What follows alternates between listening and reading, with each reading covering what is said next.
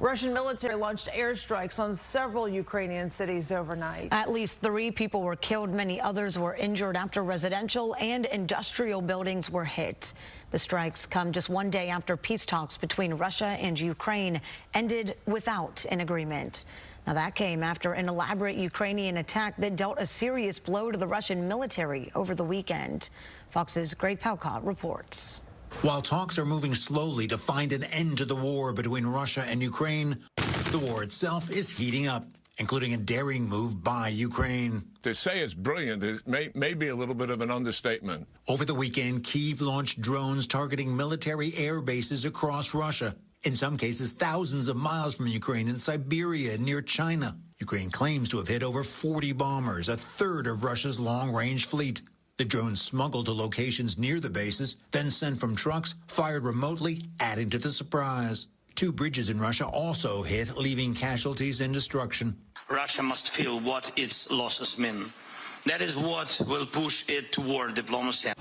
Moscow also active this weekend with its biggest joint air attack of the war. Nearly 500 drones plus missiles fired. A Ukrainian military base, one of the targets, leaving 12 soldiers killed, 60 injured. As for the new round of talks today between Ukraine and Russia in Istanbul, not much headway. Russia still balking on a full-fledged pause in the fighting.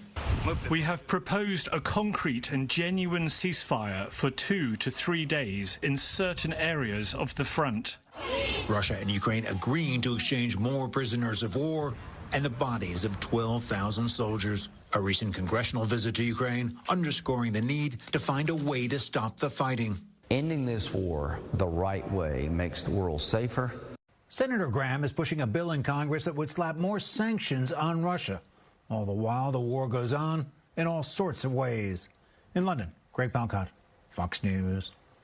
Well, President Donald Trump and Chinese President Xi Jinping are expected to discuss tariffs this week. The White House announced the 2 leaders likely to meet in Geneva to iron out their differences on trade issues, or at least try. Both countries accuse each other of breaking a tariff truce that was signed last month, in which they agreed to reduce taxes on goods. President Trump plans to double tariffs on steel and aluminum imports. He is pushing for all countries to provide their best offers to reduce or remove U.S. tariffs by Wednesday.